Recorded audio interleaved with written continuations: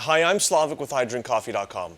We often get asked to compare espresso machines in videos, so I finally agreed to do it.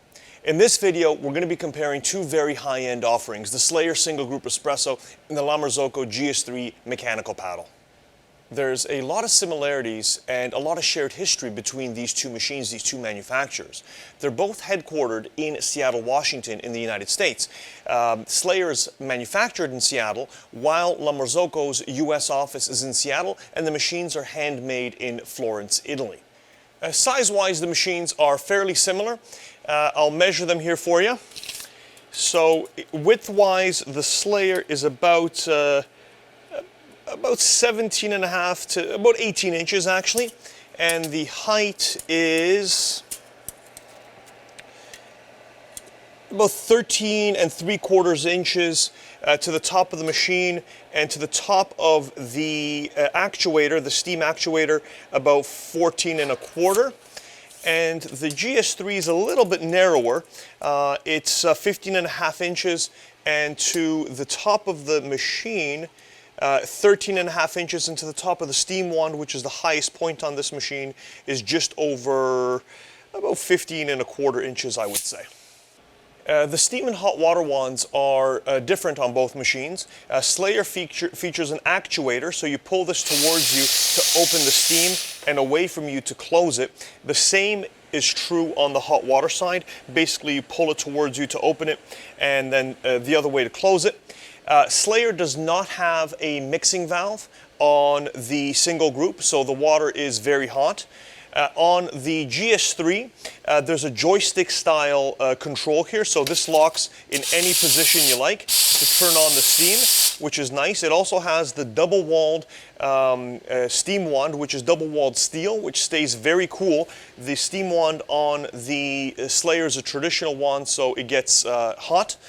And Marzocco has a mixing valve, so it mixes hot water with cold. You can adjust that to achieve the temperature you like for drinks like Americanos and things like that.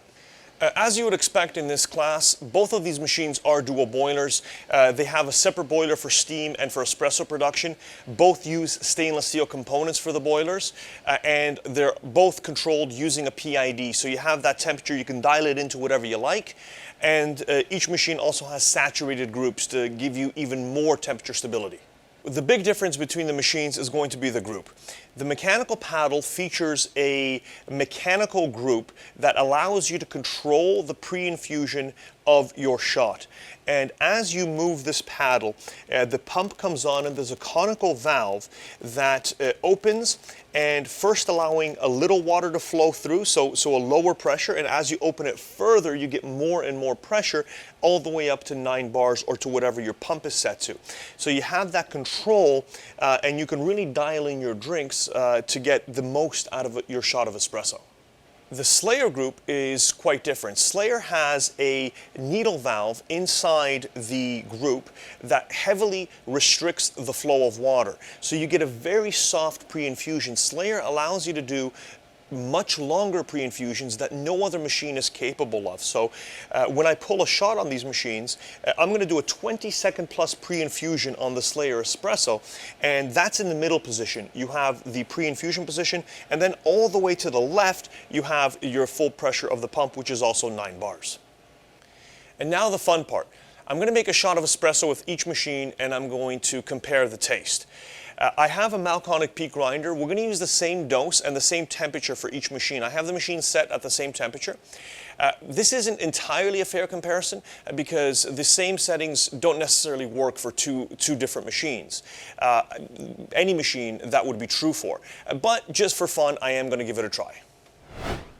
So I'm going to brew shots on both of these machines, and first I'm going to do the GS3, and the mechanical paddle, basically you open it up, and when you get to about the middle position, you hear a hissing sound, and that's the valve opening, the conical valve allowing water into the group. And I'll do a pre-infusion, and then I'll kind of raise the pressure of my pre-infusion a little bit. Now I'm at 6 bars. Once I get flow, I went to full extraction. And I'll get my Slayer started as well, and I have it in the middle position, and I'm going to do a pre-infusion, and again, I'm going to wait until I get my first drop of coffee and then go into the full brew mode. Just stop that around there.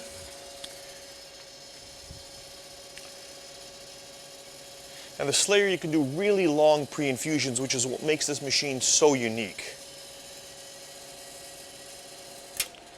And I'll start brewing right there. That pre-infusion was almost 28 seconds.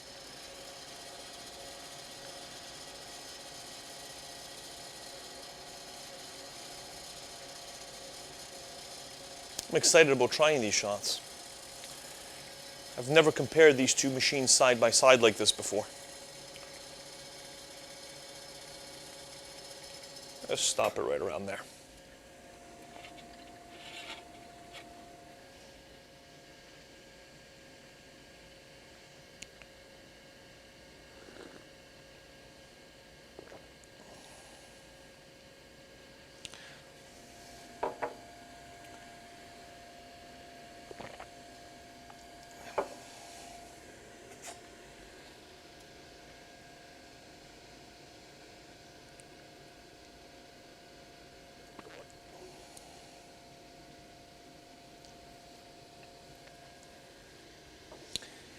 Actually, truth be told, the shots are actually quite close. I find that the Slayer is a little bit brighter, a little bit more, there's a little bit more complexity. The La Marzocco has a slightly more, just a tinge of bitterness on the finish, but again, that could be due to grind settings. We would have to dial in each one of these machines individually.